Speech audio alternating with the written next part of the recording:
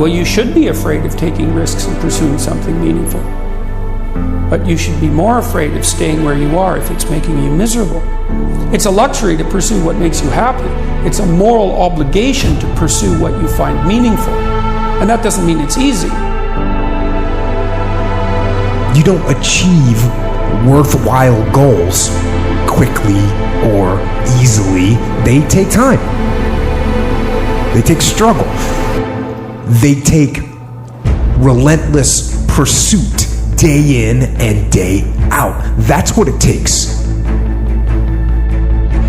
I wish I had not waited 14 years. Somebody said if you want to lose something, lose money. You can get that back. 8 out of 10 millionaires have been financially bankrupt. Walt Disney filed bankruptcy 7 times and had 2 nervous breakdowns. But don't lose time.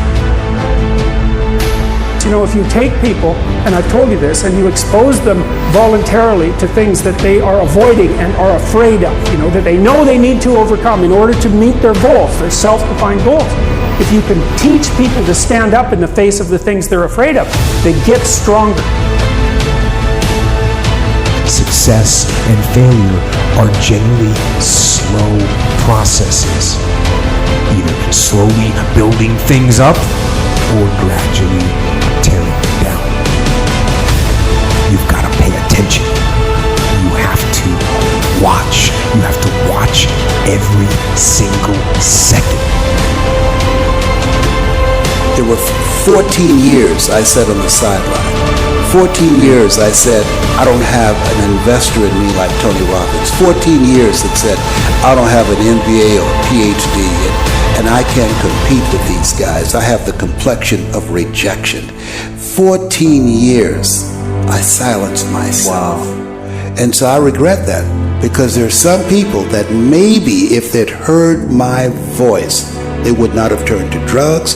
If they'd heard my voice, their lives would have taken a different direction. And I can't get those 14 years back. That haunts me, and I think that drives me when I speak with such energy. I'm trying to make up for that time, but I can't. It's like the first thing you want to do is dispense with the idea that you get to have any permanent security outside of your ability to contend and adapt. You're paying a price by sitting there being miserable. Yeah. And if you're miserable in your job now and you change nothing, in 5 years you'll be much more miserable and you'll be a lot older. The clock is ticking. Because those seconds, they turn into minutes. And minutes turn into hours, and hours turn into days, and days turn into years. If for 10 years, if you didn't avoid doing what you knew you needed to do, by your own definitions, right, within the value structure that you've created, to the degree that you've done that, what would you be like? And so, that second that just went by, that counted. And so did that second. And so did that one. And in those precious seconds, you were either building or you were decaying. You were either gaining ground or you were losing ground in that second, and in every second. Every second counts.